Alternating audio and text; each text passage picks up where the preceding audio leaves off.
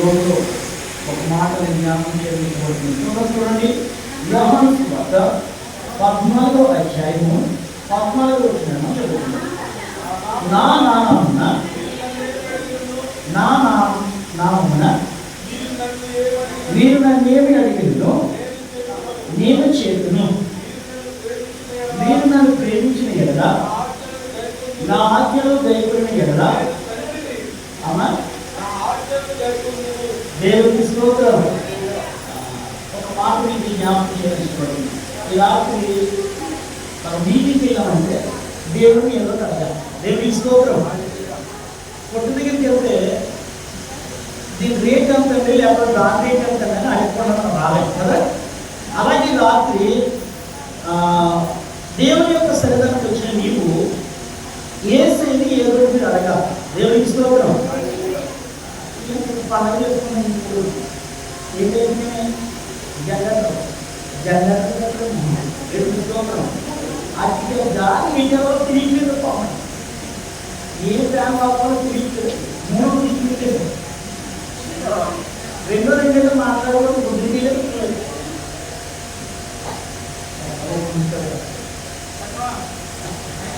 దేవునికి స్తోత్రం. అయితే ఒక మాట మీకు చెప్తున్నాను, నేను నీ నామములో ఏది అడిగినో దేవుడు చేస్తాడు. దేవునికి స్తోత్రం.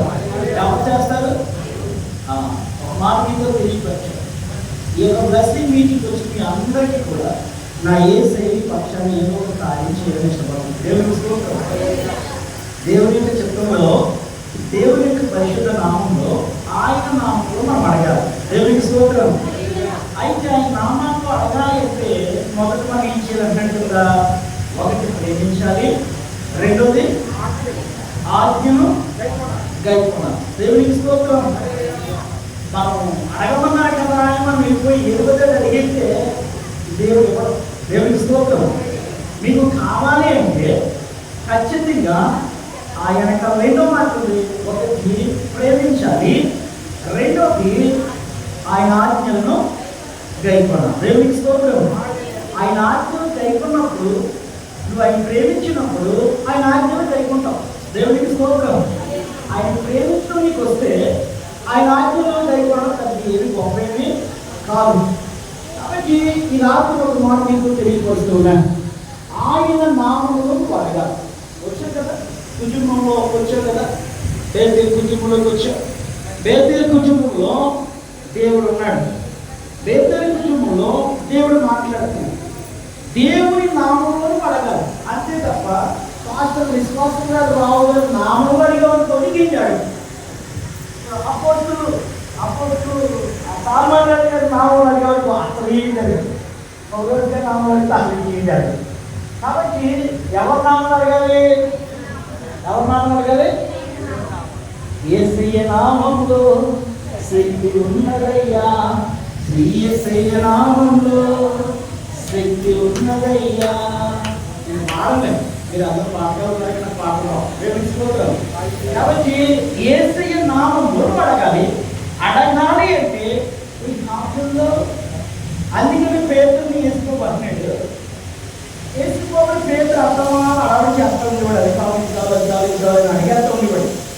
అయితే రోజు వేసుకోబడి నిజమీ పీటర్ నువ్వు నన్ను ప్రేమిస్తున్నావా అని అడిగాడు. కానీ పేరుని ఒకసారి అడిగితే బాగుండేది, 6 సార్లు అడిగాడు. ఎన్నిసార్లు అడిగాడు? Do you love me Peter అని అడిగితే నేను ఎందుకు ప్రేమించలేదు ప్రభా, ఎందుకు ప్రేమించలేదు ప్రభా అంటే 3వ సారి అడిగేటప్పుడు అనుభవం వచ్చారు కాబట్టి do you love me Peter అని అడిగాడు. అడిగినప్పుడు అందరూ ప్రేమిస్తానని చెప్పారు. సిల్వేసిన సమయంలో వేసుకో కనపడి మనడు మా నాయకుడు పోయాడు అని చెప్పేసి ఎవరి దగ్గరికి వచ్చి చెప్పాడు. తర్వాత యేసు ప్రభు మళ్ళా తీసుకొచ్చిన తర్వాత నన్ను ప్రేమిస్తున్నావు అని అడిగాడు. ఈ మాట ఎక్కడ ఎదుర్కొందే అనుకున్నాడు. తీసుకొచ్చి వేసుకోబడుతుండే నువ్వు నన్ను ప్రేమిస్తున్నావు అని అడిగితే అదే ఎందుకుందే